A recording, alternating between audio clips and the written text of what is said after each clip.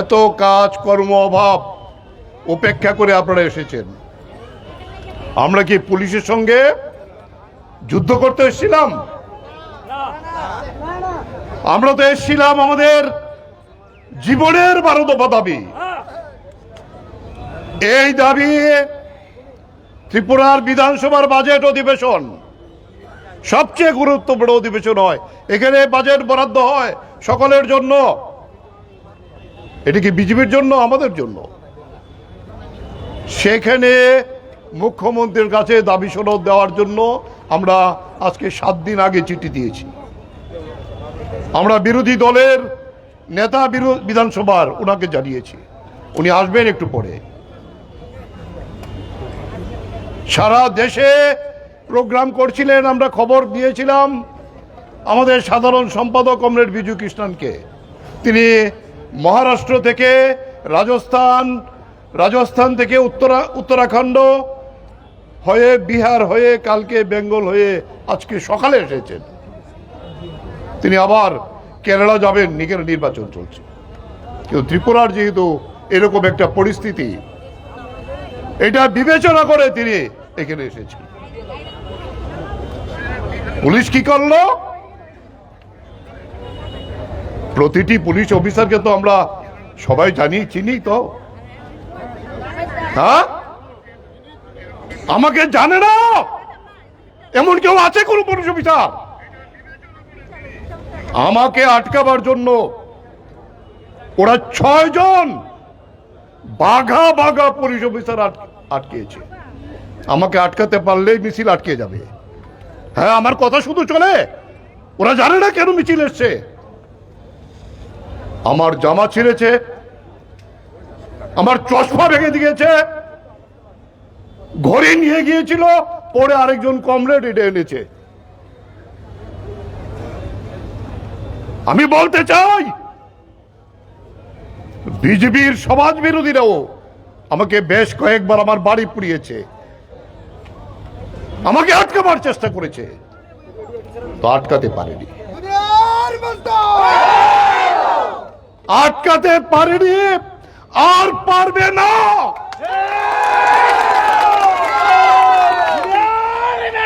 আমি ঘুরে ঘুরে খবর নিয়েছি, আজকের মিছিলে শুধু আমাদের কৃষক জুমিয়া ক্ষেত মজুর না, বিজেপিকে যারা ভোট দিয়েছিল তাদেরও একটা অংশ সামিল হয়েছে। আমরা গ্রামে গ্রামে ঘুরছি, কৃষকের শান নাই, বীজ দেয় না, জলের মেশিন বন্ধ, বৃষ্টি হলে জমি করতে পারি না। জুমিয়াকে কোন বীজ সার কিচ্ছু সাহায্য দেয় না জমিয়াদের। বছরে 30 দিন ক্ষেত মজুররা কাজ পায় না। আপনার আগরতলার যারা মানুষ, বরতলা প্রতিদিন 400-500 লোক আসে, 20 জন 25 জনের কাজ হয় না, আবার ফেরত যেতে হয়। আমরা প্রচারপত্র বিলি করতে গিয়ে সেখানে বাজারে বাজারে গেছি, আমাদের কয়েকজন ব্যবসায়ী বলেছেন, আপনারা তো কৃষকের কথা বলছেন, আমাদের তো কোনো বিক্রি নাই, তাই আমাদের কথাটা আপনারা দাবি তুলেন। এই কথাগুলো নিয়ে এসছি। আমরা পুলিশকে মারতে আসলে যে কজন ছিল আর আমরা যত ছিলাম, যুদ্ধ হোক না, কে জিতে? কিন্তু আমরা এটা বলতে চাই, যারা আটকেছেন, যারা এই পৃথিবীর গদ্দারি করেছে অফিসাররা, তার সবার ছবি আমাদের কাছে আছে। আমরা থাকবো, তারা যদি তাকে এই বিচার মানুষ করবে, কেউ ছাড়া পাবেন না। তাই আমি আর বেশি কথা বলতে চাই না, কারণ আমারও তো একটু বয়স হয়েছে। হ্যাঁ, 6 জনের সঙ্গে যুদ্ধ করে, হ্যাঁ, এই জামার এই দশা, চশমা নেই, তারপরে তো এসেছি আপনাদের সঙ্গে। আপনাদের সঙ্গে আছি, থাকবো, লড়াই করেই জয় শ্রীরাম। এই কথার মধ্য দিয়েই আমি আমার কথা শেষ করতে চাই। আপনারা জাগ্রত থাকবেন, যার যার গ্রামে, যার যার এলাকাতে আগামী 13 April autonomous area district council নির্বাচন আছে। এই নির্বাচনেও আমাদের এই ৩ সংগঠন তার গুরুত্বপূর্ণ ভূমিকা নিতে হবে। এখান থেকে গিয়ে যার যার বাড়ির কাছে এডিসি আছে সব জায়গায় আমাদের ঝাঁপিয়ে পড়তে হবে। বামফ্রন্টের প্রার্থী তালিকা ইতিমধ্যে ঘোষণা হয়েছে, এই দায়িত্ব আমাদের নিতে হবে এবং আমরা আবার আসব, ছাড়বো না এই সরকারকে। দিল্লিতে যেমন 1 বছর লাগাতার হয়েছে, ত্রিপুরার বিজেপি এমনিতেই আমাদের গ্রামের লোক দিয়ে ঘেরে রাখবো। কি পুলিশ তোমাকে বাঁচাতে পারে কিনা এই কয়টি কথা বলে আমার কথা বলা এখানে শেষ করছে। ইনকিলাব জিন্দাবাদ। কৃষক, জুমিয়া, ক্ষেত মজুর, শ্রমিক ঐক্য জিন্দাবাদ।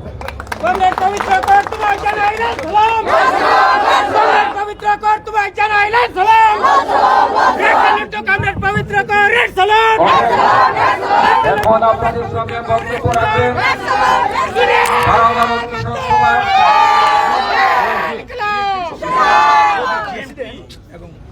সারা ভারত কৃষক সভার ত্রিপুরা রাজ্য কমিটির সভাপতি তথা গণমুক্তি পরিষদের বর্ষিয়ান নেতা কমরেড অঘোর শর্মা।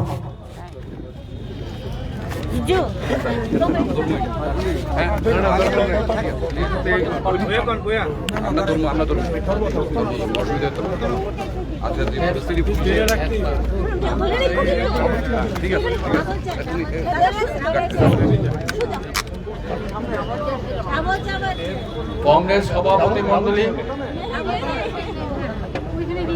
উপস্থিত আছেন সারা ভারত কৃষক সভার সর্বায়ত সম্পাদক কংগ্রেস বিজু কৃষ্ণ, আমাদের কৃষক সভার সম্পাদক পবিত্রকর, ক্ষেত মজুর সংগঠনের সম্পাদক, রাজ্য সম্পাদক কংগ্রেস সামল দে ছাড়া অন্যান্য নেতৃত্ব মঞ্চে রয়েছেন।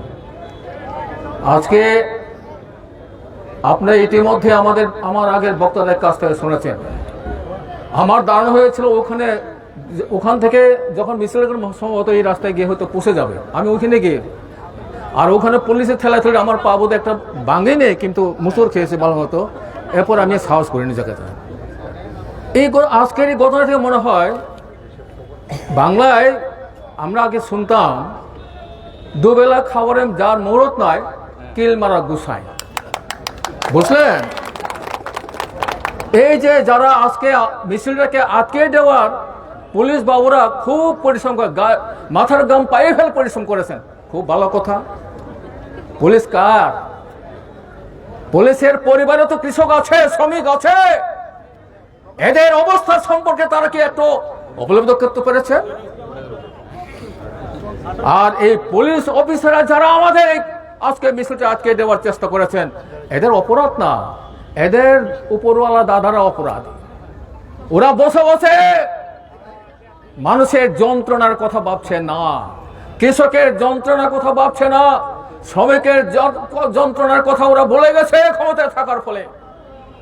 কোন কোন মন্ত্রী তো ডাকডোল কীর্তনে অংশগ্রহণ করছেন, হরিহর গাইছেন, মনে হচ্ছে ত্রিপুরার মানুষ খুব আনন্দে বুক করছেন জায়গায়, হরি কীর্তন নাচানাচি করছেন। নিজের গায়ের কাপড় যে খুলে গেছে, মানুষ যে ভালো অবস্থা নেই, এরা এই বিষয়টা বেমালুম, এগুলি তারা মাথায় ঢোকাচ্ছে না। দেখা তা আমরাও জানি, শত বাধার মধ্য দিয়েও আমরা আজকে এই রাজপথ মারিয়ে আজকে এই জায়গায় আমরা সমবেত হতে পেরেছি। পারবেন? জনগণের শেষ কথা বলে, জনগণের শেষ কথাকে আটকাবার ক্ষমতা কোন শাসকগ্রস্ত পৃথিবীর ইতিহাসে নেই, এখনো থাকবে না, ভবিষ্যতে থাকবে না। জনগণই মুক্ত করবে ভারতবর্ষের মধ্যে। শরীর কৃষক লড়াই করছে, রক্ত ঝরেছে, কত কৃষক মারা গেছে গোটা দেশের মধ্যে। আপনারা লক্ষ্য করেছেন, দেখেছেন জায়গায় কি যন্ত্রণার মধ্যে দেশের কৃষকরা আছেন। আর সেই নেত্রী বিজেপি সরকার দোবে খাওয়ার মানুষের গ্যারান্টি দিচ্ছে না। যা আছে তাও লোকের নিশ্চয়ই কমরেড বিজয় কিষাণ বলার চেষ্টা করেছেন, কিন্তু এটাই ঘটনা সর্বনাশ ঘটে। এই সর্বনাশ থেকে হাত থেকে ভারতবর্ষকে সাধারণ মানুষকে রক্ষা করার দায়িত্ব আমরা যা লড়াই করছি, রাস্তায় যারা লড়াই করছি, রক্তের ঘাম ঝরিয়ে লড়াই করছে, আমরা এই শাসক গোষ্ঠীতে দেশের ভবিষ্যৎ তুলে দেব না। সামনে যে লড়াইয়ে আরো কঠিন পরিস্থিতি নিয়ে আমাদের লড়াই সংগ্রাম সমাবেত হতে হবে। এই আহ্বান থেকে আজকে আমরা রাখতে চাই। 12 দফা 13 দফা সেসব বিষয় তো আপনারা শুনেছেন, সেসব শর্ত আপনারা শুনেছেন। এটাকে এমনি এমনি কথা বলেছি আমরা আনন্দ ভোগ করবার জন্য আমরা রাস্তায় হাঁটছি আজকে রৌদ্রের প্রহরার মাথায় দিয়ে না, মানুষের জন্য। মানুষ শ্রমিক কিশোর মানুষের গ্রামে নেই, কোনো কাজ হচ্ছে না, এটা আপনারাই বুঝতে পারবেন, আপনারাই জানেন সে বিষয়গুলো। এই জায়গায় দাঁড়িয়ে আমরা এই লড়াইটাকে এখানে সীমাবদ্ধ রাখতে চাইবো না। সামনের দিনে আরো কঠিন লড়াই, এর মতো মুক্ত জবাব দেওয়ার একটা সময় আছে 13 এপ্রিল উপজাতি স্বশাসিত জেলা পরিষদ নির্বাচন। এই মাঝখানে কত ঘটনা আপনার ফেসবুকে দেখলেন। মানুষের ভোট নিয়ে কি ধরনের উপহাস করছেন তারা, হাস্যকরের মতো কাজ করছেন তারা। মানুষের কথা নাও ওই কি বলে এটা মাথা আর বিজেপি কোন ধরে আজকে দেশের রাজ্যের মানুষের কথা ভাবছেন না জায়গায়। আজকে এই জায়গায় যোগ্য জবাব দেব 13 তারিখে। তার জন্য আপনারা যারা এসেছেন এই আন্দোলনটাকে এখানেই সীমাবদ্ধ রাখবেন না। ওই 13 তারিখের সমস্ত শক্তি দিয়ে ওই সমস্ত শক্তিদের পরাস্ত করার জন্য আপনারা ভালো বক্তব্য নেবেন, এই বিশ্বাসটুকু রেখে সব শেষে আবার সংগ্রামী অবদান জানিয়ে আমি লাল সালাম জানিয়ে আমি আমার কথা এখানে বলা শেষ করছি। ইনকিলাব জিন্দাবাদ এবং শ্রমিক কৃষক মৈত্রী ঐক্য জিন্দাবাদ।